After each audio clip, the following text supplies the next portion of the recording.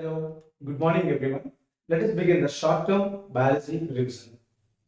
In biology part, we can expect from the human reproduction very first lesson, that is 2 to 3 questions. Sometimes 4 questions also can be seen. It means minimum 12 to 16 marks. Without delay, let me start the part of human reproduction. Neat. Firstly, reproductive system, both male or female, whatever it is in the human, reproductive system is derived from endoderm. Endodermally derived. And human is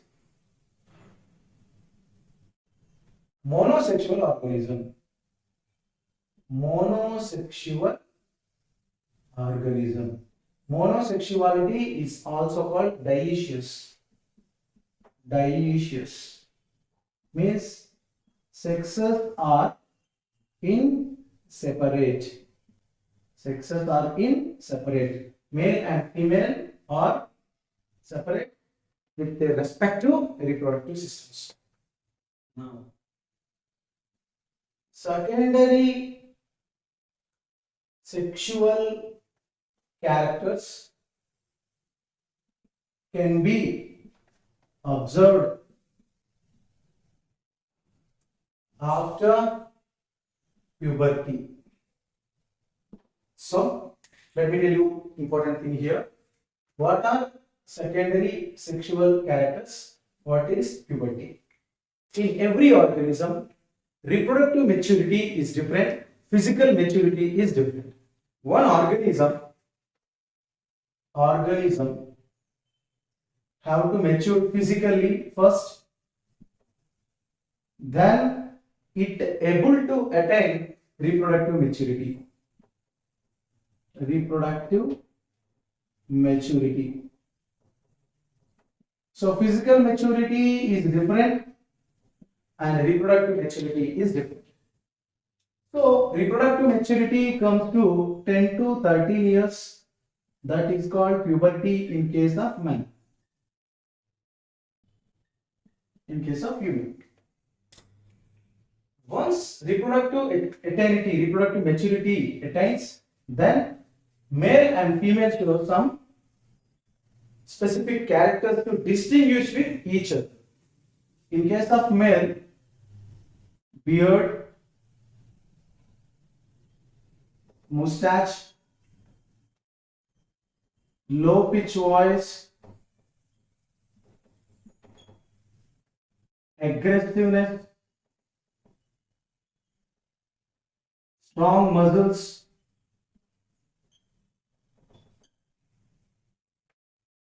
and bold walking. By observing all these entities, we can say that individual is male. So characters which helps to distinguish visually that individual is male or female, such characters are called secondary sexual characters. These characters can be observed in human in case of only puberty, after puberty. Now, in case of female, beard is absent, mustache is absent, high pitch voice is there. High pitch voice is there. It will be low, less aggressiveness, and strong V level. Normal muscular nature, normal muscles, not strong muscles. Because of the production of testosterone, human may have strong muscles. Understand? Whereas bold walking here, bold walking is absent, and pelvic muscles are narrow pelvic is there, broad pelvic is there. Broad pelvic is there. So now let me tell you what is the reason behind production of all these characters, means hormones. After puberty, in male, testosterone hormone, in female, estrogen hormone.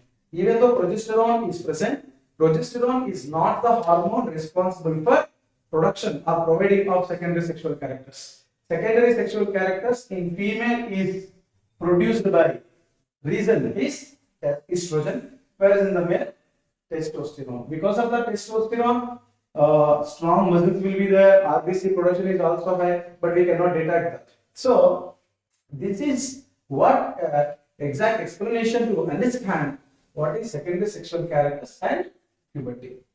Once organism attains puberty, some physical changes can be observed in both male and female. So such characters are secondary sexual characters. Now, in human, according to the reproductive system, when does primary reproductive organs, when does secondary reproductive organs are developed? Let us see. First event of life is birth, then attains puberty, reproductive maturity. See, in maximum of the animals, reproductive maturity attains after physical maturity. Then this puberty leads to formation of gametes, gametes production. Once gamete production happens, insemination is followed by fertilization is followed by pregnancy, embryonic development,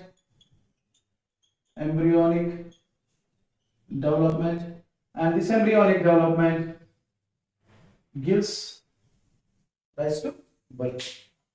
See here, at the time of embryonic development, very importantly, at third month, in case of male, testes will be formed. In case of female, ovaries will be formed. Testes and ovaries together called primary sex organs. Primary sex organs are formed in which month of the embryonic development? Answer will be third month. These primary sex organs, in case of male, testes, in case of female, ovaries.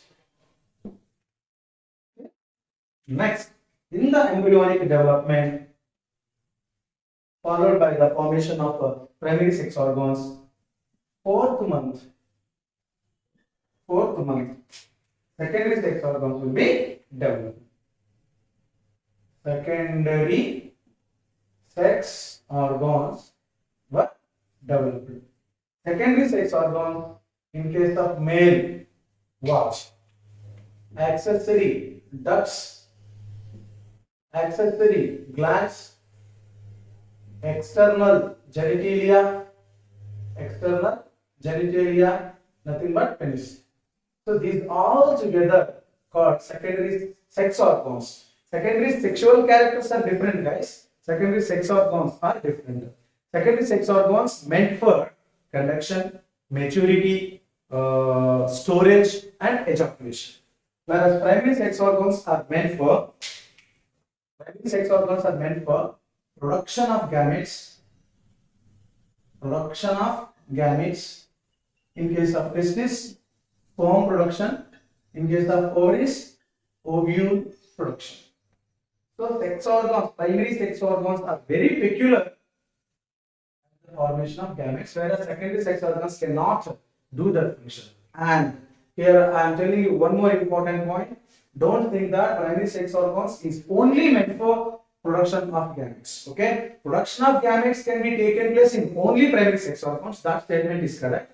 But primary sex organs are meant for only production of gametes. That is wrong. Apart from the production of gametes plus secretion of sexual hormones. In case of male, that is testosterone. In case of male, that is testosterone, androgens. In case of females, that is estrogen, progesterone. Mainly sex hormones. So primary sex organ definition is sex organs that meant for formation of gametes and also production of sexual hormones. The parts are different and hormones also different according to the individual. Then what is the definition of secondary sex organs? Secondary sex organs doesn't involve in the production of gametes. They never meant for production of sex hormones other than these two. After production, conduction. After conduction, sometimes storage. During storage, sometimes maturation. Sometimes ejaculation. So all this. So secondary sex hormones help in conduction, storage, nourishment, maturity, and ejection. These all are the functions of secondary sex hormones. Secondary sex hormones in case of male are accessory ducts where they can be conducted, accessory glands because of the secretions they can be matured, and external genitalia helps to ejaculation of sperms in case of male. Whereas in the female, secondary sex hormones are oviducts. Oviducts. They help in, this is in the male, they help in conduction of ovum and also helps in fertilization. Then uterus gives pregnancy, development of embryo, and cervix plus vagina, birth canal. Cervix plus vagina together is called birth canal. Vagina itself alone called copulatory canal, which receives sperms. Very important. Vagina itself called as birth copulatory canal. Vagina plus cervix together is called birth canal. Then accessory glands along with the external genitalia of the female vulva, some external structures, nothing but vulvourethral glands uh, and what called.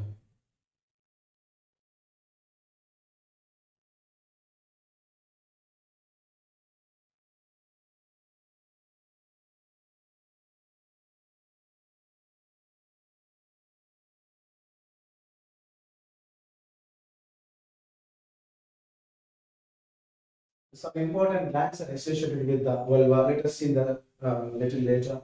Then all these are secondary sex hormones. So have you got the definitions and differences between primary and sex hormones? This is an important part. Now let us see male reproductive system in detail. So now let us give you the details of male reproductive system. If you see this flowchart, it helps you to understand and answer any kind of need question regarding male reproductive system. The male reproductive system primary sex hormones, they meant for production of gametes, nothing but sperms,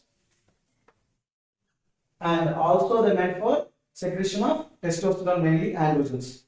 Secondary sex hormones meant for conduction by ducts, storage maybe in ducts, and maturation maybe in ducts, and by the secretion of glands, and ejaculation by which. In depth, let me explain each and everything. Test phase consists of two different things. One is wall, and the one is lobule. Lobule is inner part, wall is outer part. If you see, this is the testis. You know very well that morphology of the testis.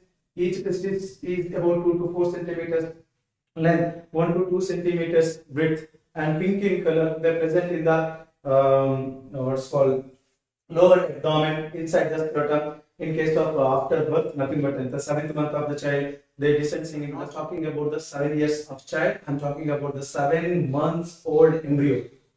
At 7 month embryo, the testes are descends into scrotum. Until that, they are present in abdomen. That's why the testes are called intra-abdominal testicles. Testicles means plural, testis means singular. So why does it is called intra-abdominal testicles? Intra-abdominal testicles means inside the abdomen till 7th month. After 7th month, they comes out. That's why they are called extra-abdominal testicles. So human testicles are intra or extra. Generally, the question comes, what type of testicles in the human means? Answer is extra-abdominal testicles. Why? Because after 7th month of embryo, they comes out of the abdomen into the scrotum. They are functional, remain functional in scrotum. If they are not descending, the person becomes sterile. Whereas in the blue whale, elephant, these kind of animals, the testicles are remain functional even in the embryos inside the abdomen.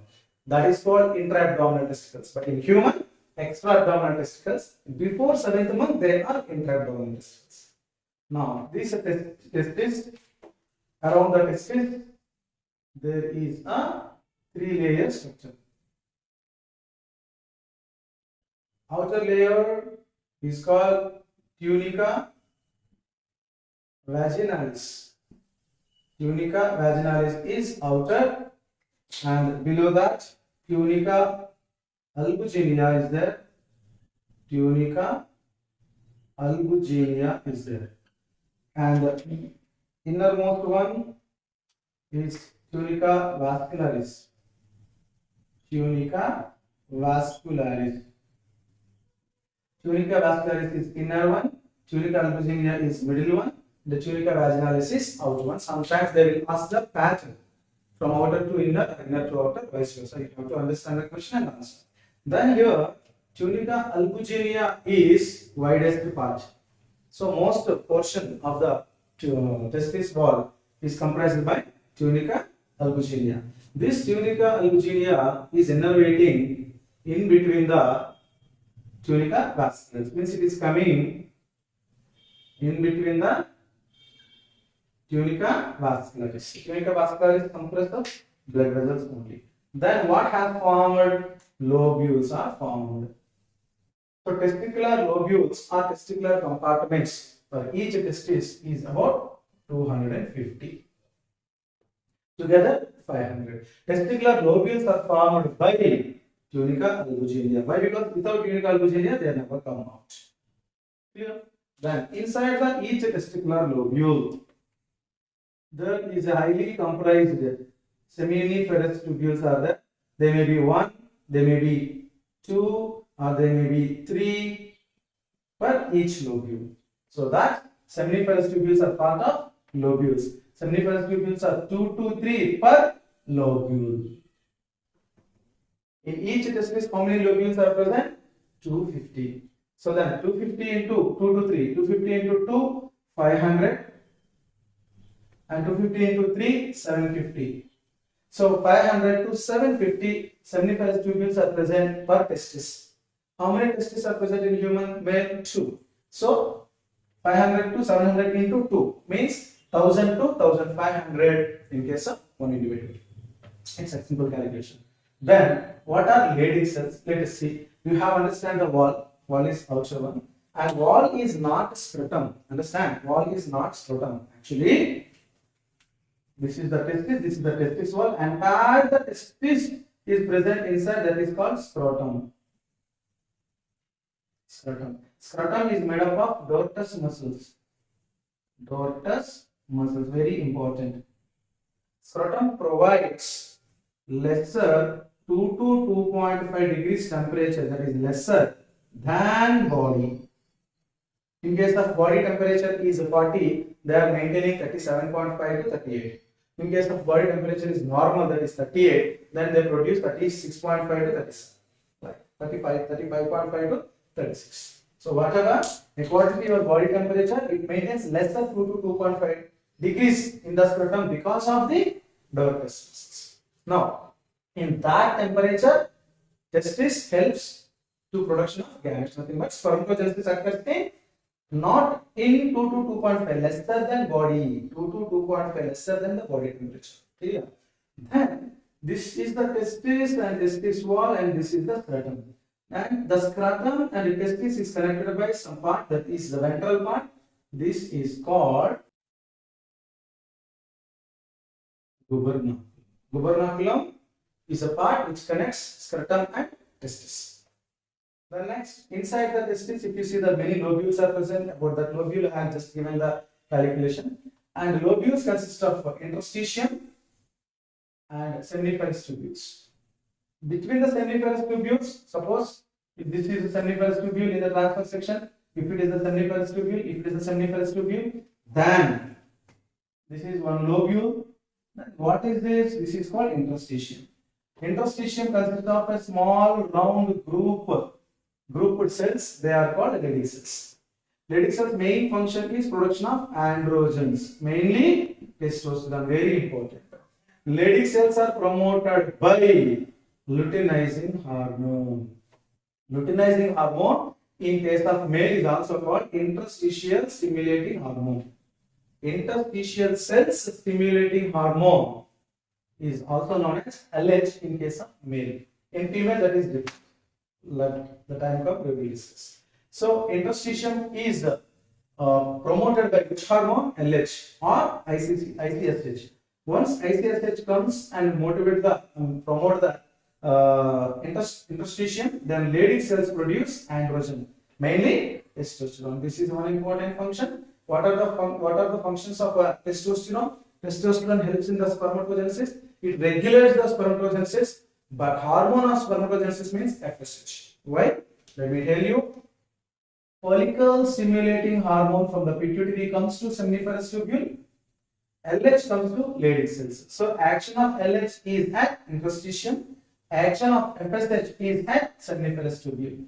Once FSH acts on seminiferous tubule, mainly on germinal cells and Sertoli cells, then what happens? Germinal cells produce the sperms. I will tell you how sperms will be produced after this concept. Okay, that is about physiology.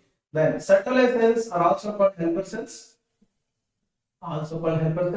They help in the nourishment of sperms and removal of malfunctioning sperms and different structures. The two-headed sperms or tailless sperms. Everything will be phagocytosis by Sertoli cells. So the functions of Sertoli cells are very important. But the cells which are responsible for the production of sperms means germinal cells. Clear? Then seminiferous tubules are promoted by which hormone? FSH.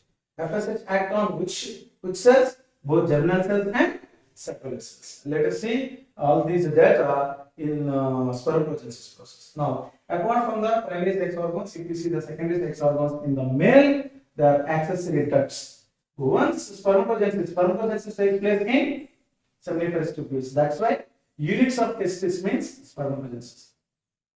That's why, units of testis means seminiferous tubules. In the seminiferous tubules, spermatogenesis happens. That's why. So, once the sperm has been released into the lumen of the seminiferous tubule, they have to be conduct. Means tip of the seminiferous tubule is tubuli recti. Tubuli recti is not separate duct; it is the edge or end of the seminiferous tubules. From that, sperms goes to reti testis. Network-like structure. All the seminiferous tubules are together joined into that is called reti testis. Reti means reticulum, network-like structure.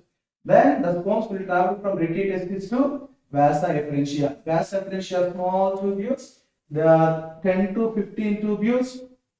They are leaving the testis outside, extra-testicular duct system, and they are opening to cap-like structure is called epididymis. Epididymis is a cap-like structure. It has three portions. Okay, caput epididymis, corpus epididymis, and chorda epididymis, respectively from top to bottom. And that is led by sperm duct is also called vasa deferens. Then ejaculatory duct is a continuation of a sperm duct as well as seminal vesicle duct. Seminal vesicle duct joined with the sperm duct together open into ejaculatory duct. Their bulb-like structure is present called ampulla, where sperms again store temporarily. In the epididymis also sperms will store, and ejaculatory duct also sperms will store. Last time sperms can store in ejaculatory duct, but before ejaculatory duct sperms also store in epididymis. In the epididymis they will get functional maturity while storing. Then urethra, it helps to pass the urine, also sperms conduction, but not at both different timings. And the urethra opens into urethral meatus. Urethral meatus helps in the ejaculation of the sperm. This is the route of sperm journey. Sperm journey starts with tubuli recti, reti testis, vasa efferentia, epididymis, vasa deferens. Vasa deferens 1 in number per 1 testis. Vasa efferentia is the 10 to 15 in number per 1 testis. Then sperm duct and seminal vesicle duct together opens into ejaculatory duct. Ejaculatory duct opens into urethra. Urethra opens into urethral meatus. Then by the help of a penis they eject out. Now second part in the secondary sex organs of male is accessory glands. Glands plays very important role because their secretions and the chemical composition present in that secretion help the sperm even in the female reproductive system. And let us see the prostate gland. This number is 1. Size means large. It gives 25 to 30% of semen. Prostate gland. whereas main component of the prostate gland is calcium ions, which helps in the movement of the sperm, motility of the sperm, and also what called some enzymes, prostaglandins. Seminal vesicles main composition is prostaglandin. Prostaglandins help the sperm motility, and also chloride ion, sorry, enzymes, ions, and everything. So number of seminal vesicles is 2. Number of prostate gland is 1, single. Whereas bulbourethral glands number is 2. They are very small in size. They are small in size. So smallest male reproductive glands are bulbourethral glands, and the largest is prostate gland, that is single. Largest paired means seminal vesicle. Seminal vesicle semen is also very huge, that is nearly 60%, whereas bulbourethral glands are less than 1%, and all these together is called semen. All this is together is called semen. Semen is a contribution of sperms as well as seminal fluid. Seminal fluid is given by all the 3 glands, and semen consists of sperms also. Sperms plus seminal fluid is equal to semen. You don't think that the glands are directly producing the semen. Wrong. Glands are producing seminal fluid, and production of gametes occurs in the testis and conducted, and finally they stored in the seminal fluid, becomes concentric, called semen. The semen will be ejaculated by penis. The semen is about 3 to 5 ml for ejaculation is better. 3 to 5 ml. And if you see, one ejaculation consists of 200 to 300 billion of sperms. Billion of sperms. So this is how male reproductive system breeds data has been given. Now let us see the production of sperms. If we talk about the gametogenesis in male, that is spermatogenesis, and parallelly in the female, that is oogenesis. So I can explain male gametogenesis now, but if you see beside the male gametogenesis, female gametogenesis also, then you know the comparisons, similarities, how long both the processes are same, where they are going to be different, and what is the ratio between primary and final gametes, everything. That is the reason I am comparing both at a time. See, spermatogenesis means gametogenesis in the male, whereas oogenesis means gametogenesis in the female. Now, spermatogenesis occurs at spermatogonium, nothing but wall of seminiferous tubule. Very, very important. Wall of seminiferous tubules. Wall of seminiferous tubule is the site of spermatogenesis, and wall of ovary is site of oogenesis, and the wall of ovary is called oogonium. Wall of seminiferous tubule is called spermatogonium. This is in diploid. So both are called primordium. Primordium is always diploid. It is a body part, reproductive body part. Then after the puberty, okay, in case of a male, whereas before puberty in case of a female, mitosis takes place in the wall and gives so many diploid cells. They are also in diploid cells. They are called sperm mother cells.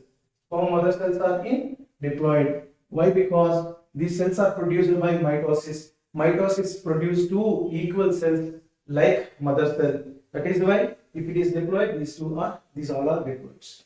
Then diploid cells undergo the cytoplasmogenesis. Cytoplasmogenesis in case of oogenesis is called vitellogenesis. Vitellogenesis or yolk formation.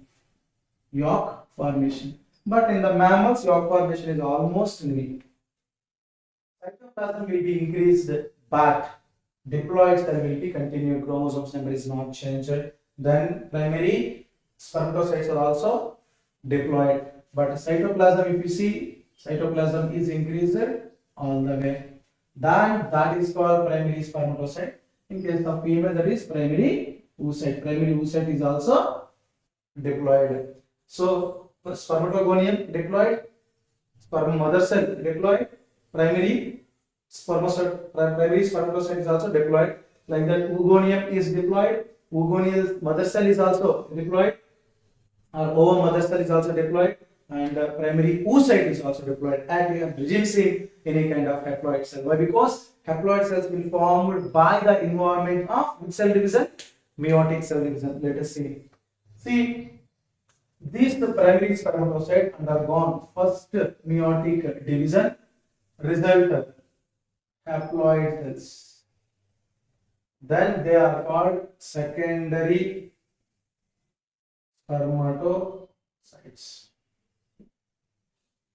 Whereas, let me explain first male reproductive system clearly.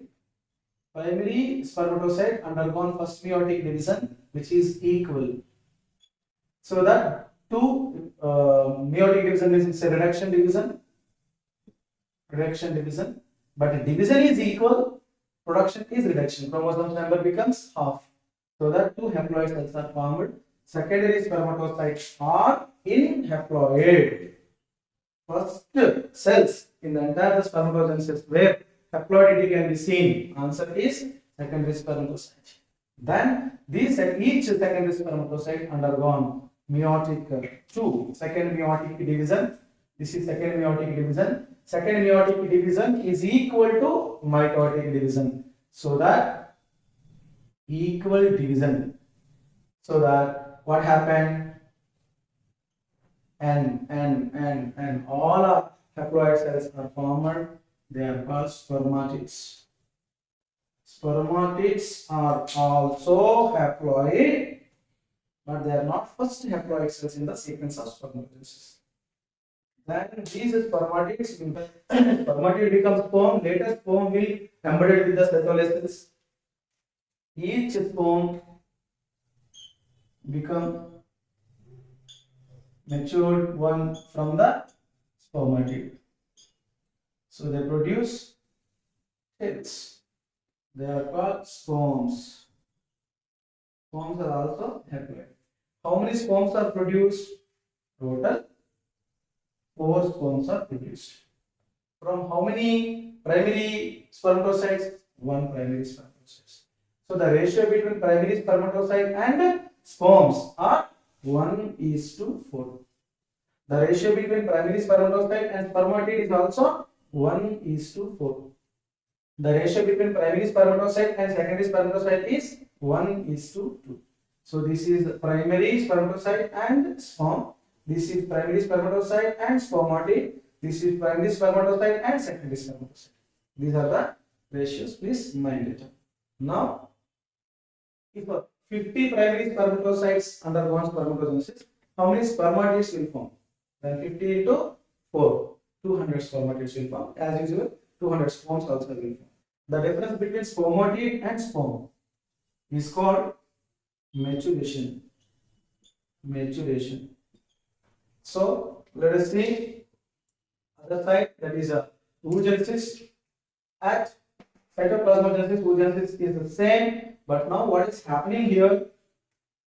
Primary oocyte sees this the meiosis, means meiotic division will be begin before birth. Meiosis 1 began and arrested at prophase 1. Diplotin phase of prophase 1, it was arrested, and the promoting factor, metaphase promoting factor, will be available at the time of puberty. Then first meiosis completes at puberty. Then what happens? Secondary spermatocyte is produced. Then secondary spermatocyte again arrested at metaphase 2 of meiosis 2, because anaphase promoting factor is present with the sperm. At fertilization, it will be unseized, then ovum will be produced. Ovum is also haploid. And what are these two things? I will tell you now. Here, when first meiotic division happens, it is equal division. Whereas here first meiotic division, which is unequal division. So if it is the primary spermatocyte, like this it will be divided. Small portion cytoplasmic content becomes polocyte or polar body. This is the first one. Whereas it will become secondary. Sorry, here I have written secondary oocyte. Secondary oocyte is larger than the polar body. Then secondary oocyte undergone meiosis 2. Meiosis 2 also in case of oogenesis unequal. Cytoplasm is distributed unequally, so that again another polar body forms. This time it is second polar body or polocyte. Then vestigial, total 2 polar bodies will be formed in the oogenesis. Then ovum will be produced. This ovum become gamete, and further changes take place in the fertilization, further implantation later. So this is how male and female gametogenesis takes place in their respective structures. Production of gametes required which hormone?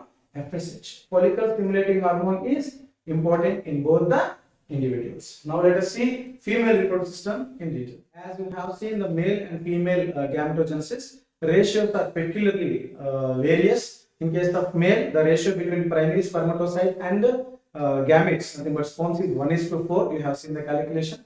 Whereas in the female, that is 1:1. One primary oocyte gives only one ovum. You know that why? Because both the mitosis 1 and mitosis 2 are unequally distributed, so that polar bodies comes out. They are never be calculated. Now, if you see the female reproductive system, primary sex hormones as usual, the men for gamete production and also sex hormone production. In case of primary sex organ, ovary, so what happened? Oogenesis will happen, and also gametes are progesterone and estrogen mainly. Now, very easy to understand what actually ovary. Ovary is the oval-shaped structure. They are pairing number in case of a back abdominal cavity, and they are attached to abdomen, and by some ovarian ligaments also supports to stand it in the abdominal cavity. Apart from that, ovary, inside the ovary, outside ovary, there is a layers, just like the sperm testis wall consists of 3 layers: external tunica vaginalis, middle tunica albuginea, and inner tunica vascularis. Whereas in the ovary wall, outermost part is tunica albuginea. Tunica albuginea is most outer part, whereas in the testis it is middle part.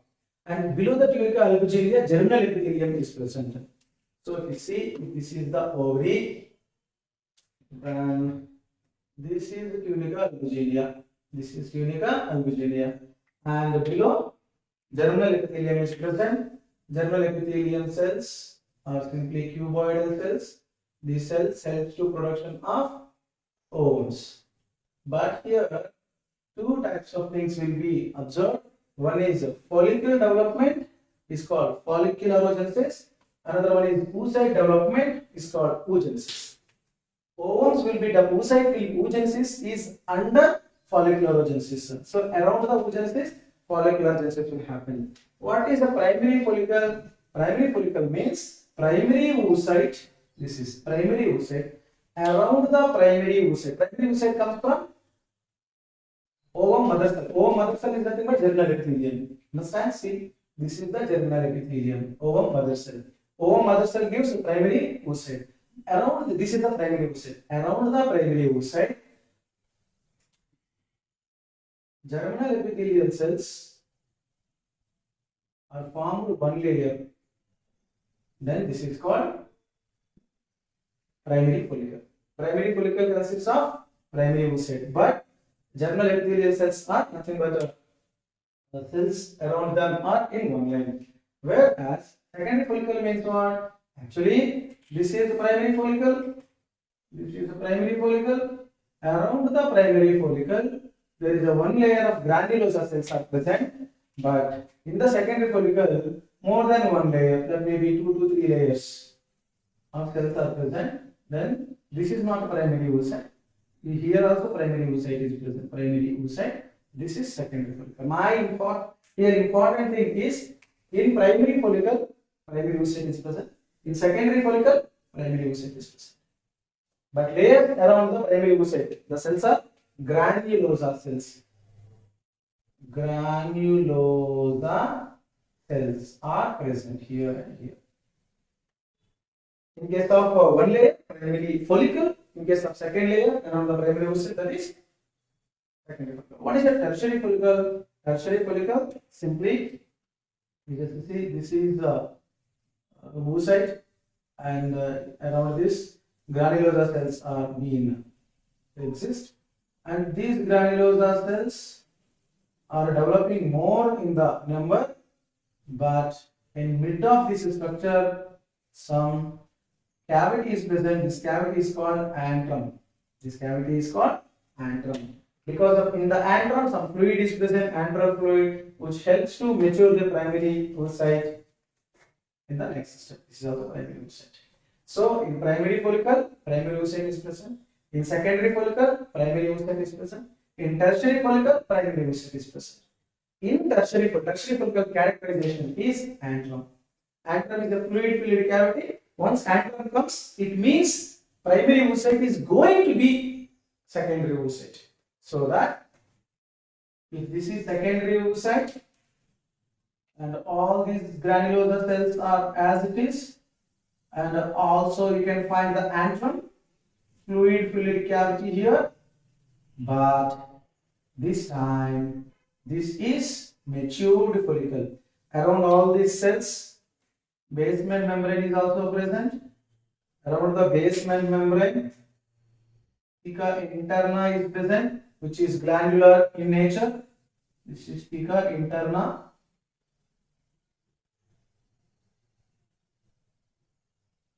And around the theca interna, theca externa is present.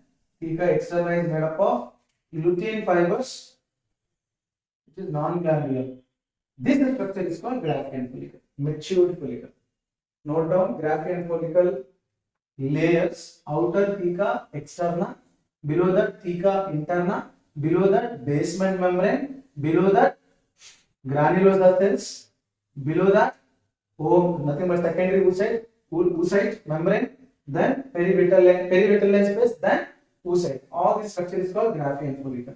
Now, which hormone is required to develop the Graafian follicle from primary to secondary, secondary to tertiary, tertiary to Graafian? Means that is FSH. Follicle stimulating hormone on primary follicle results secondary follicle. On secondary follicle, same hormone FSH gives tertiary follicle. On the tertiary follicle, FSH acts, Graafian follicle will come. But in the Graafian follicle, which one is there? Secondary oocyte is there. Sometimes students will confuse, sir, secondary oocyte will be present in the tertiary follicle. In case that is not tertiary follicle, that will be matured tertiary follicle. Matured tertiary follicle is called Graafian follicle. Understand?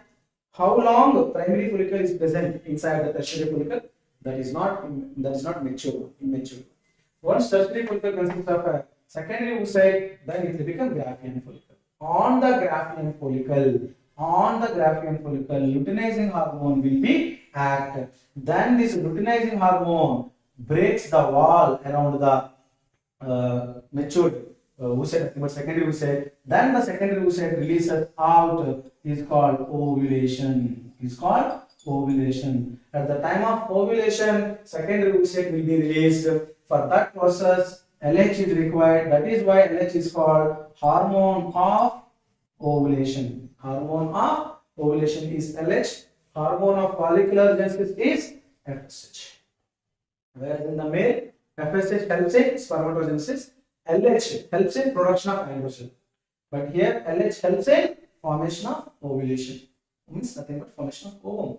And FSH helps in follicular growth. So that is how you learn follicular genesis and oogenesis parallelly.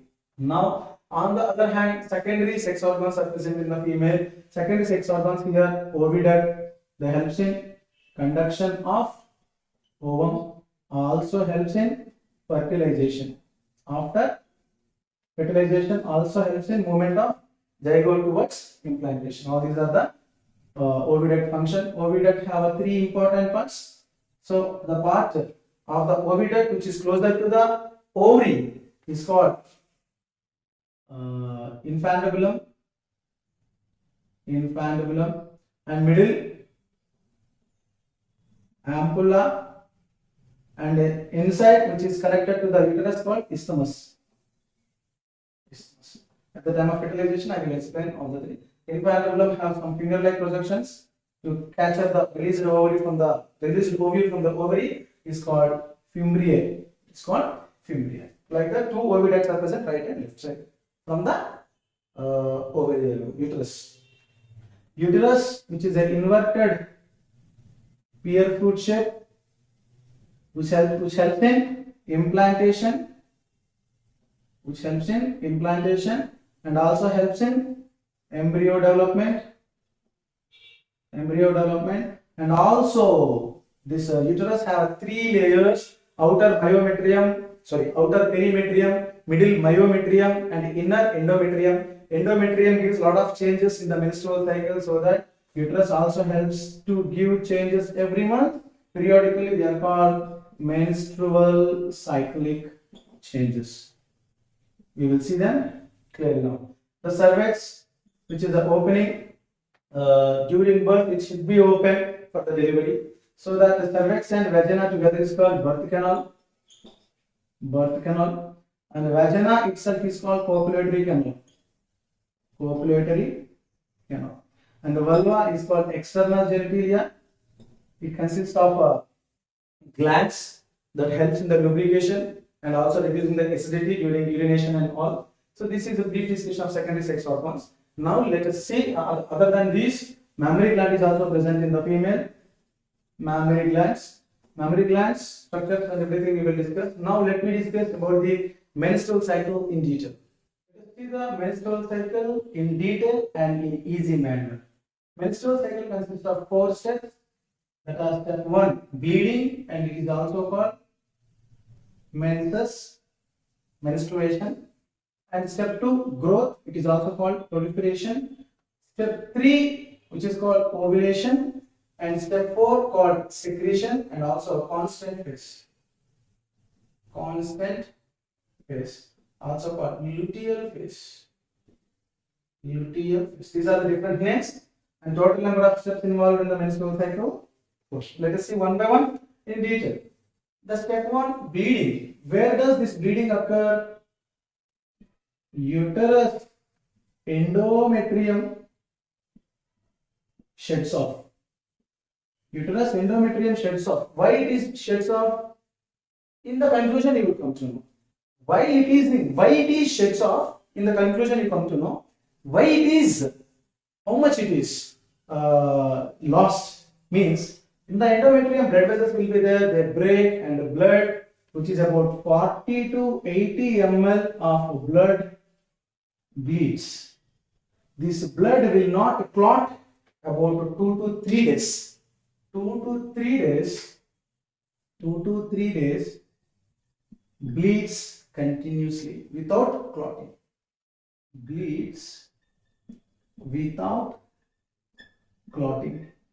Reason? Fibrinolysin. Fibrinolysin is a chemical present inside it. It's protein which never go to the blood. While it is coming along with the blood, degenerated secondary oocyte. If a fertilization is not occurred, secondary oocyte comes to the blood, sheds off, then that is called bleeding. How many days it happens? 2 to 3 days it happens. Total how many days of menstrual cycle I am discussing is 28 days menstrual cycle I am explaining. Minimum days of menstrual cycle is 22. Maximum days of menstrual cycle is 33. Average is 28. In a woman, minimum days of menstrual cycle is 22. Maximum days of menstrual cycle is 35. Average menstrual cycle is 28. Very commonly 28 days menstrual cycle will be taken for the questioning. So in 28 days menstrual cycle, 2 to 3 days meant for bleeding. So the rest of days here is 28 minus 3, 25. In that, once endometrium sheds off, that endometrium has to develop. Endometrium has to develop. That is called growth. Development of endometrium. Development of endometrium parallelly inside development of endometrium is in the uterus.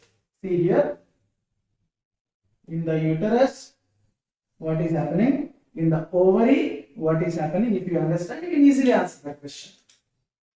In the ovary, primary follicle becomes secondary follicle, secondary becomes tertiary follicle, tertiary become Graafian follicle.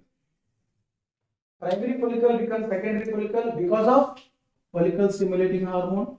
Secondary follicle becomes tertiary follicle because of follicle stimulating hormone. And tertiary follicle becomes Graafian follicle because of follicle stimulating hormone. If you observe, their sizes also increases, isn't it? Their sizes also increases.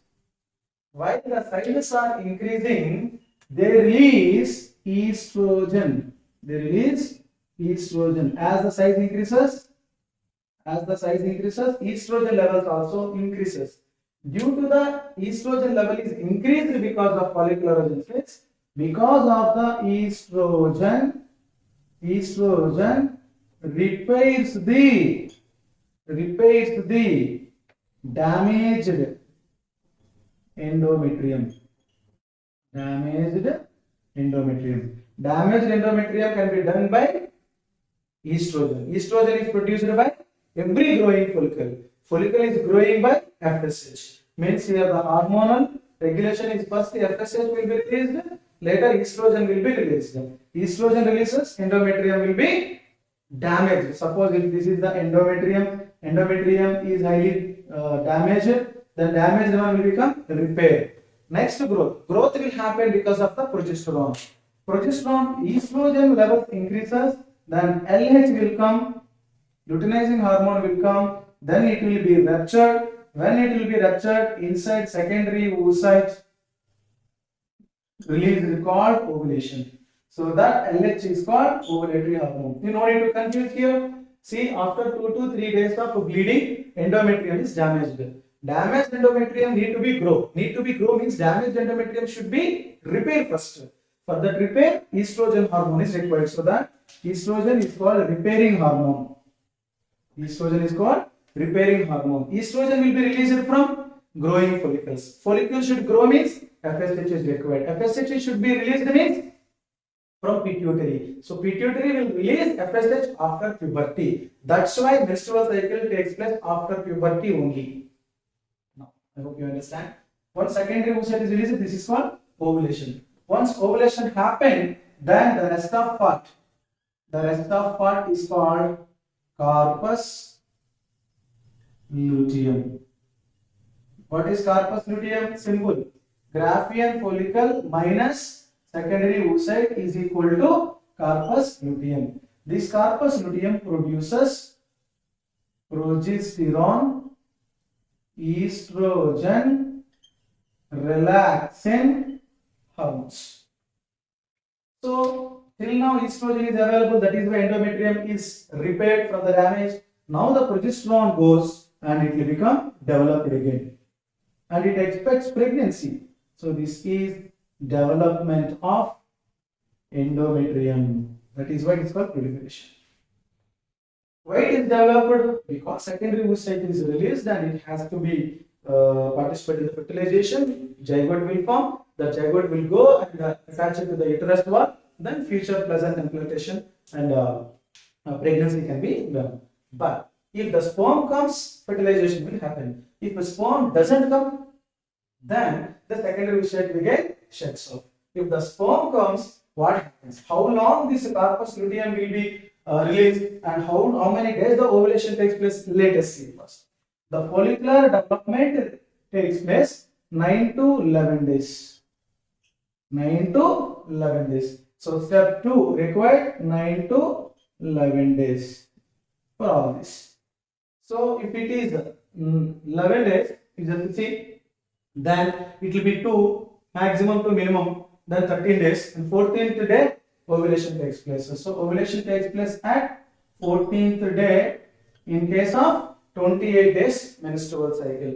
How to calculate the ovulation day? Means total days of menstrual cycle minus secretory phase. Minus secretory phase. Secretory phase is always 14 days.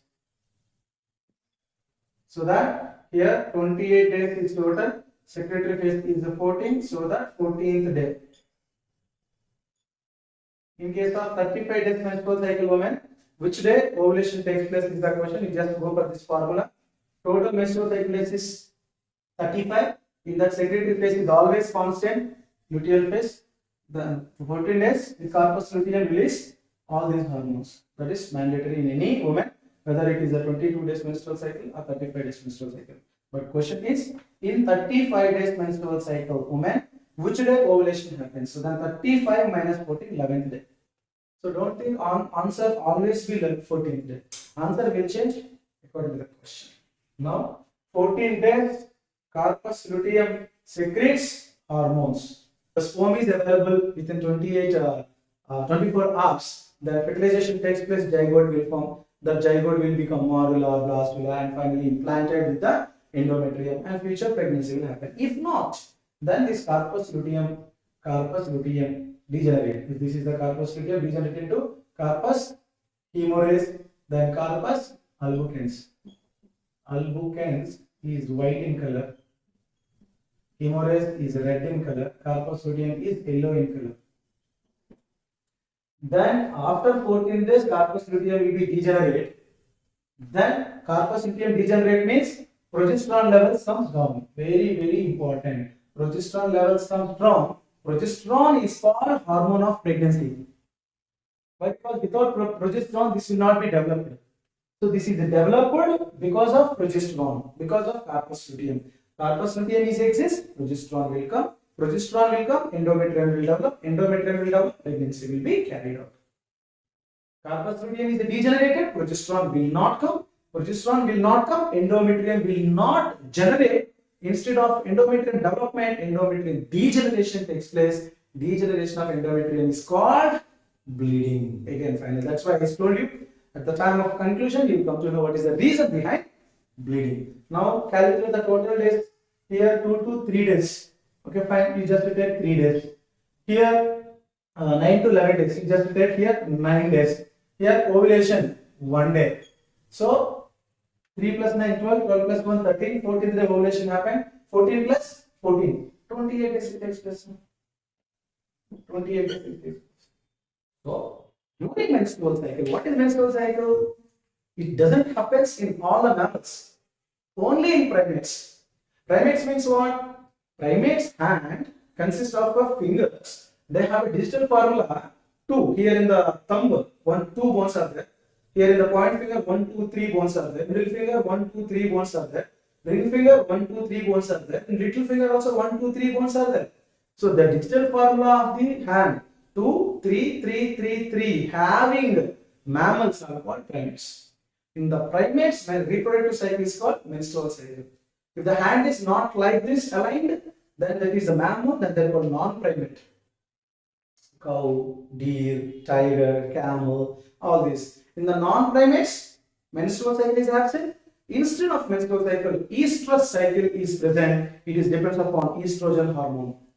Estrogen hormone levels will be increased, heat will be developed, then in the copulation sperm will be entered, then pregnancy will be carried out. Later, no estrogen, that is called anestrus phase. They have only 2 cycles, estrus and estrus. But here 4 steps will be there: bleeding, growth, nothing but repair and proliferation, and ovulation. Again expecting the pregnancy. If the sperm comes, it will be stopped till next 9 months. Then after delivery, within 2 to 3 months, it will be beginning. This is menstrual cycle. Menstrual cycle happens every month, average 28 days. Let us see the next part in human reproduction. Now let us see fertilization and also followed by some events after fertilization called post-fertilization events. Where does fertilization take place? Ampulla isthmus junction of oviduct. At ampulla isthmus junction, which is a wider and also temperature present in that is very accurate for the enzyme actions required for the fertilization. This is secondary oocyte, simply called ovum or egg, and this is sperm. Many sperms will be released during the insemination, and few sperms will be eliminated because of the vaginal acidic secretion. Rest of sperms, in that some of the sperms will be restricted by the narrow space provided by the cervix, and later some will be wrongly guided where secondary oocyte is not available in the other side of the uterus, where it is present in the second another ample isthmus junction of the oviduct. Suppose right side is secondary oocyte is there, left side oviduct doesn't have any oocyte. Few sperms will go and they are also misguided. Some sperms will be filtered. Very few, 100 number of sperms will be reached near the ample isthmus junction where secondary oocyte is existing. But at the time of releasing, 200 to 300 million of sperms will be released. Later, their motility will be decreased in the ciliary movement of the female reproductive duct, and also capacitation will be done, means releasing of some fatty layers around the sperm by uterine secretions and all. So many events after very few hundred sperms will be reached at secondary oocyte. First sperm who meets because of its fastness, nothing any other reason, then that will be participated in the fertilization event. Then that is called monospermy. Once monospermy happens, it checks for polyspermy. How it happens? Let us see. Suppose it is a secondary oocyte, around the secondary oocyte, corona radiata cells are there, and perivitreal space is also present. And this is the perivitreal space, it is pink. This is secondary oocyte and the perivitreal space where polar bodies are exist. And again the corona radiata layers are there. Okay, and this is the layer. Zona pellucida is very closer to the ovum membrane. Then when sperm comes, you know very well about the sperm structure. Sperm have a nucleus without nucleolus, and sperm nucleus is in a oval shape.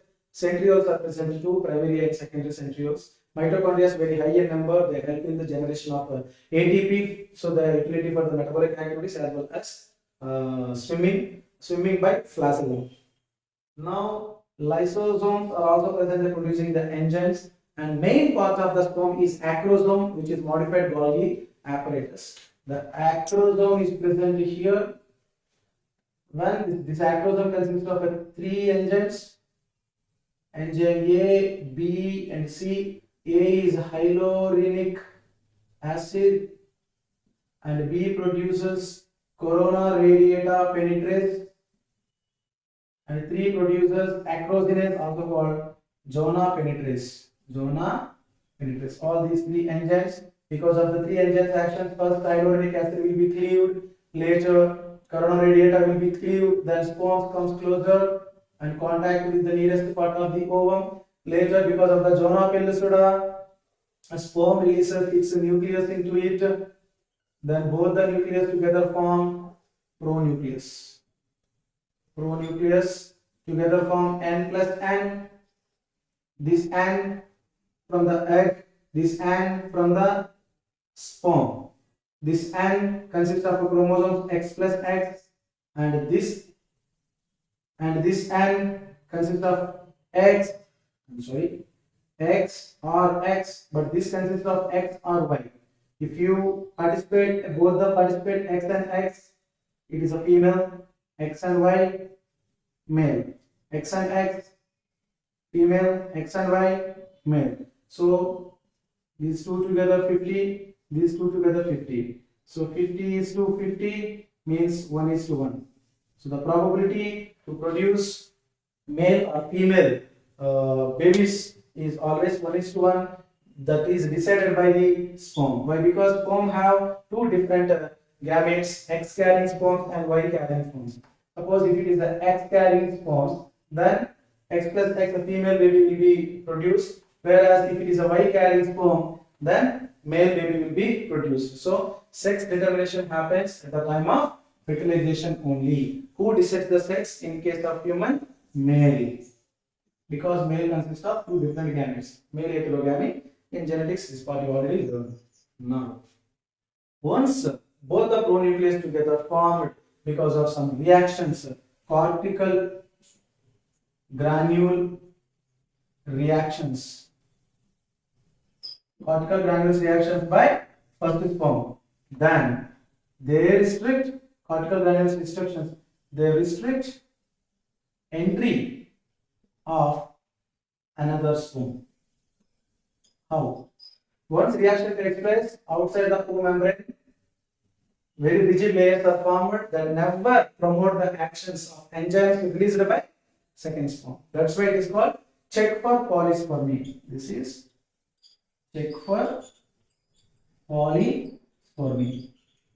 No another sperm will enter. One ovum can be fused by only one sperm. Now, how this is ovum and sperm can be recognized? If any other animal sperm comes and meets the ovum, do fertilization happens? Never. Why? Because it is the species specific. One species ovum consists of fertilizants, whereas anti-fertilizing chemical is present in its same species male gamete, nothing but along with the sperm. Fertilizing anti-fertilizing reactions gives compatibility, then only the sperm can enter and forms combination of pronucleus, then gives zygote. This is anisogamy. Fertilization in the human is anisogamy.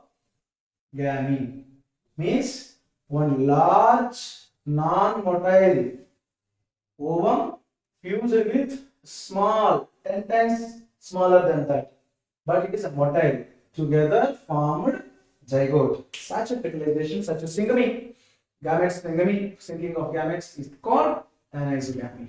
Now, after fertilization, what happens? Once fertilization happens, then zygote will be formed. That is diploid.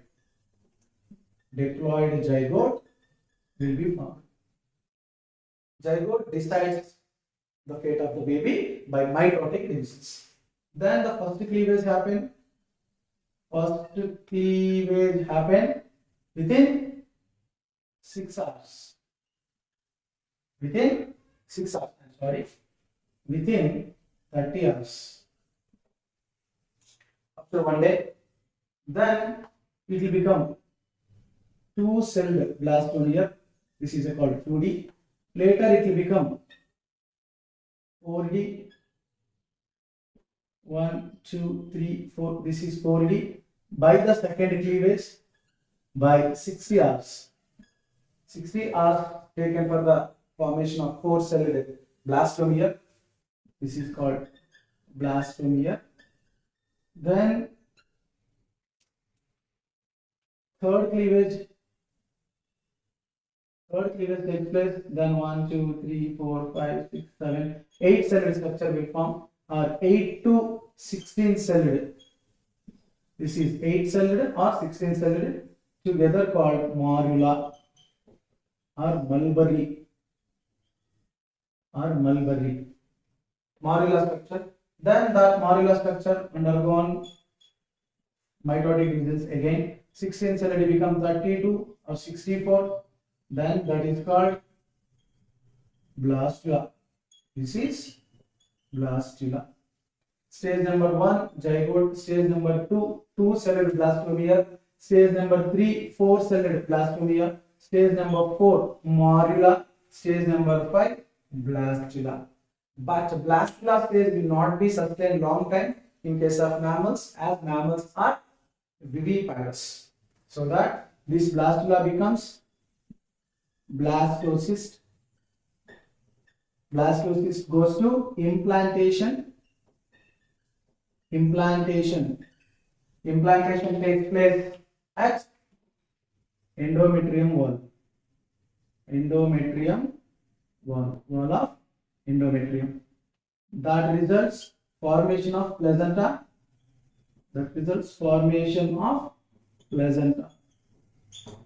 Placenta will be formed 14th day after fertilization. 14th day after fertilization. Let us see the different durations. This is for 30 hours. This is for 60 hours. This is for 72 hours. Nothing but 3 days.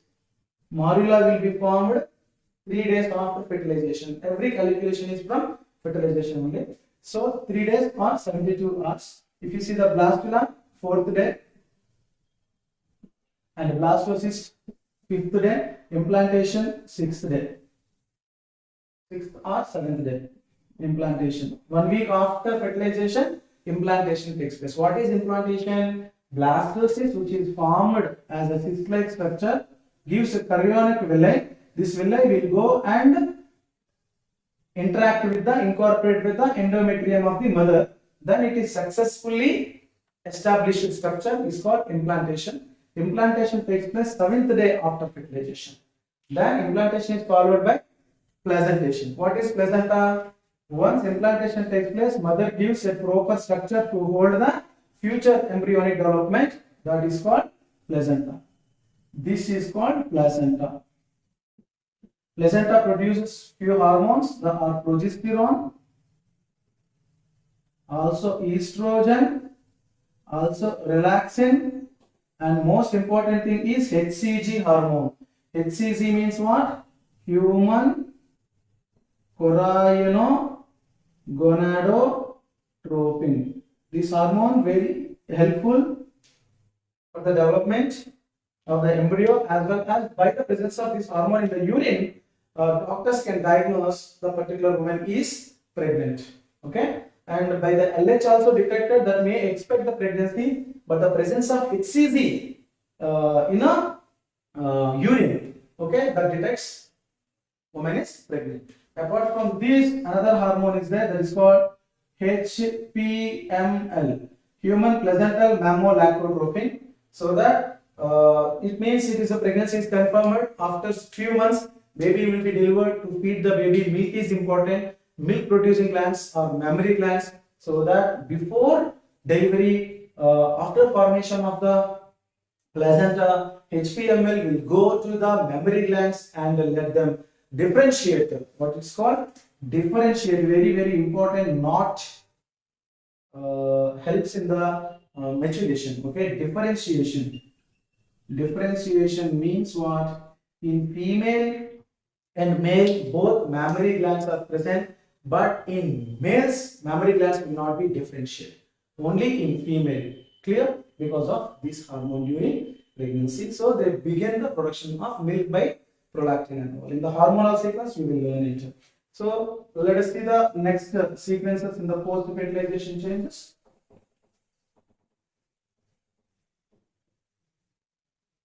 Now, what has happened? Placenta is formed. So now the placenta gives trigeminal layer, nothing but embryonic layers, that are 3. That's why outer ectoderm, middle mesoderm, and inner endoderm. So that's called 3 germinal layers. Trigeminal embryo will be formed. From the trigeminal embryo, ectoderm will form, mesoderm will form, endoderm will form. From the ectoderm, nervous system. From the mesoderm, skeletal system, muscular system, connective tissue, and some part of epithelial tissue will be formed. From the ectoderm, some epithelial tissue also formed. From the endoderm, endocrine glands like thymus, thyroid, parathyroid. From the endoderm, digestive system, respiratory system, the reproductive system will be developed. Like this, from the 3 layers, all our body organ systems will be developed, and finally at 9 months or 266 days or 9 months or 3 trimesters, delivery will happen. That is called parturition. That is called parturition. So gestation period in the human is about three trimesters. First trimester, first 3 months. Second trimester, 4, 5, 6 months. Third trimester, 7, 8, 9 months. Like this, some periodical changes will happen. In the first trimester, maybe heartbeat will start and eye buds will develop and also skin will be formed. Second trimester, eye will be opened and limbs will be developed into digits. Whereas a little movement also can be seen in the 6th month, means end of the second trimester. The third trimester, periodical and very dramatical changes can be seen, that hair will be formed on the head and body, muscles completely developed and body movements can be observed very cleanly under ultrasound scanning mechanisms. So this is what post-fertilization events, fertilization. Let us see how baby will be delivered and later will be fed by the formation of the milk. After gestation, completely developed fetus and placenta together give fetal ejection reflexes, so parturition will happen. Parturition. Parturition can be initiated by fully developed fetus plus placenta gives fetal ejecting reflexes at wall of uterus, mainly myometrium, because myometrium have smooth muscles. The smooth muscles can be give reflexes. These reflexes, fetal ejection reflexes, goes to hypothalamus. Hypothalamus produce a hormone is called oxytocin. Oxytocin is called birth hormone. Oxytocin is called birth hormone. This oxytocin targets myometrium. Myometrium. Then myometrium will give more contractions. More contractions gives more signals. More signals. More signals give again more production of oxytocin. High production of oxytocin. High production of oxytocin gives labor pains. Labor pains gives expelling of the baby. Expelling of the baby. First head and later body. Expelling of the baby is called delivery. Very simple. This is entire thing is controlled by nervous system and endocrine system. That's why it's also called neuroendocrinal mechanism. Parturition is called neuroendocrinal mechanism. Why? Because nervous system is important to carry the signals from uterus to nervous system, and later hypothalamus also releasing a hormone called oxytocin. Because of the oxytocin at the myometrium, smooth muscles undergo the contractions and gives some pushments. So because of that movement, labor pains will be developed. That labor pains means more contractions per minute. Initial time less contractions. As the contractions begins, impulses will follow and more hormone, much hormone will be released. Because of the much hormone, pains will be increased. Due to the increased pains, normal delivery will happen. If oxytocin amount is not proper in the woman blood during delivery, then woman cannot produce pains. No pains, then baby will not be delivered. That time, artificial oxytocin injections can be given. That is called pitocin. It is replaced by pitocin. Pitocin is a artificial oxytocin. It will be injected during the delivery time to induce the pains for the delivery. Even though if it is not happening, then they go for the surgical methods, nothing but cesarean, by cutting methods of the abdomen. They expel the baby artificially by hands. That is different part. The delivery happens because of the expelling of the baby. Amniotic fluid content in the layers, embryonic layers. Embryonic layers are 4. Around the formation of embryo, there were layers which formed: yolk sac, chorion, allantois, and amnion. All these 4 layers are formed in higher vertebrates, in only reptiles, apes, and mammals, not in fishes and amphibians. because of the amniotic fluid. Maybe amniotic fluid will be released by the rupture of amniotic layer. Because of the outflowing of the amniotic fluid, baby will be easily coming out, expelling out as a lubricant. The amniotic fluid works, and without friction, baby comes. If the fluid comes out before baby delivery, also because of frictions between the baby and the mother wall, delivery will become complicated. So many things will be there. According to the NCERT, parturition, this mechanism is enough. Nervous system and endocrine system both are involved. Once parturition happened, baby will be ready for feeding. Then that mechanism is called lactational mechanism. Lactation. You know what? Lactation is also a neuroendocrine mechanism. After the delivery, mother should give some signals to the brain by nervous system, so that nervous system is active in the lactation. Then hypothalamus produces the hormone is called again oxytocin. That oxytocin comes this time to the lactiferous muscles present in the mammary gland. See, mammary gland have so many lobules. Mammary lobules. Lobules consist of mammary alveoli. Alveoli consist of alveolar duct. Alveolar duct opens into ampulla. Ampulla opens into lactiferous duct. Lactiferous duct. This lactiferous duct consists of smooth muscles. Smooth muscles. So the oxytocin this time acts by smooth muscles. Then from the lactiferous duct through the nipple, milk will be ejected. So that oxytocin, here it is called birth hormone. Oxytocin, here it is called milk ejecting hormone. Milk ejecting hormone is also oxytocin. Birth giving hormone is also oxytocin. In both the processes, nervous system is involved as well as hormonal system. Endocrine system is also involved. That's why it's called, both are called neuroendocrine mechanism. We go through the structure of mammary gland. You will understand this is the pattern. Inside the mammary gland, many lobules are present. Inside the lobule, alveoli are present. They are functional structures. On the alveoli, prolactin hormone act.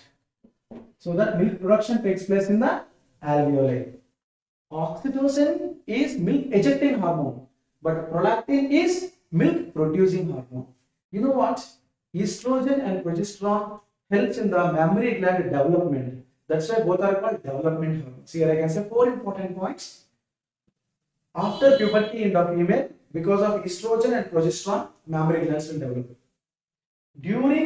After fertilization, because of the corpus luteum, HPML will be released. Because of that, mammary glands will be differentiated during pregnancy.